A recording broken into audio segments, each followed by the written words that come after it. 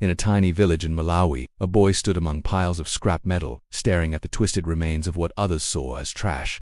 His neighbors shook their heads and laughed. "William has lost his mind," they whispered. But William wasn't crazy. He was building wings.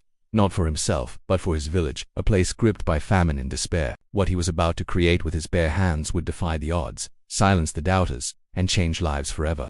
William Kamkwamba was born in 1987 in a rural village of Malawi, one of the poorest nations in the world. His family were farmers, dependent on the land and the rain. Life was simple, filled with laughter around evening fires, the smell of roasted maize and the rhythm of African drums echoing at night.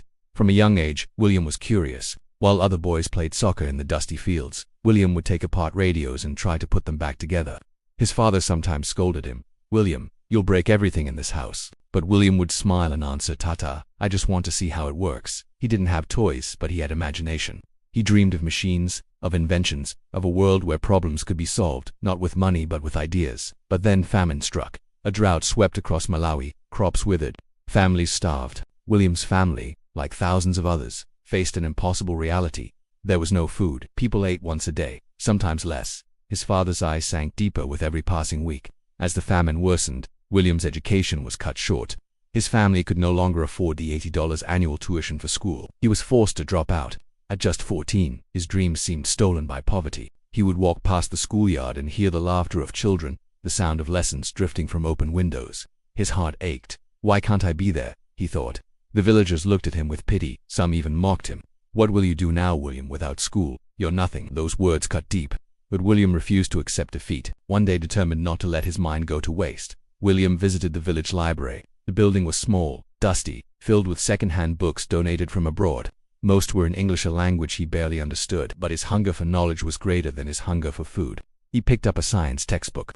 On the cover was a picture of a windmill. Inside, diagrams showed how wind could be turned into electricity. William's eyes widened. Electricity was rare in his village. His family had no lights, no running water. But here, in his hands, was a possibility. A way to harness the wind. He whispered to himself, "If I can build this, I can pump water. I can make the crops grow. I can save my family." That was the moment everything changed. William began scavenging. He walked miles to junkyards and scrap heaps, collecting bicycle parts, tractor fans, old shock absorbers, and plastic pipes. Villagers laughed as they watched him dragging piles of junk. "Look at him, the crazy boy," they teased. But William ignored them. He worked day and night, sketching designs by candlelight, hammering metal by day. His hands blistered, his clothes tore, but his determination never broke. His first attempts failed. The windmill wouldn't spin. Pieces collapsed. For a moment, doubt crept in. Maybe they're right. Maybe I am crazy. But then he remembered the hunger in his sister's eyes, the desperation in his father's voice. He clenched his fists and whispered, "No, I will not give up." Months passed. He rebuilt, improved, adjusted. Slowly, the structure rose, wooden poles tied together, blades cut from PVC pipe. At last, the windmill stood tall against the Malawian sky. The day of truth came. The villagers gathered, curious to see what William had done. The wind picked up, and the blades began to turn. A faint worry sound filled the air, and then light. A small bulb in William's hut flickered on. The crowd gasped for the first time. Electricity had come to their village, not from the government, not from wealthy donors, but from a boy who refused to give up. With the windmill, William powered a water pump. He brought water to dry fields. Crops grew again.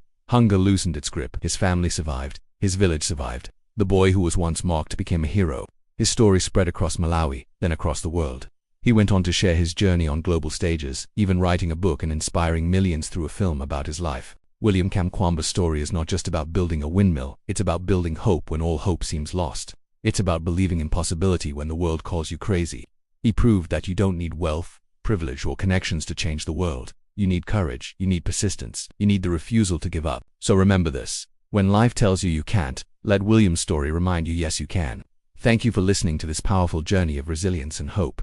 If William Kamkwamba's story inspired you, let it be a reminder to never give up on your dreams, no matter how impossible they seem. Please like this video, share it with someone who needs encouragement today, and don't forget to subscribe to our channel for more life-changing stories, because just like William, you too can build wings to fly.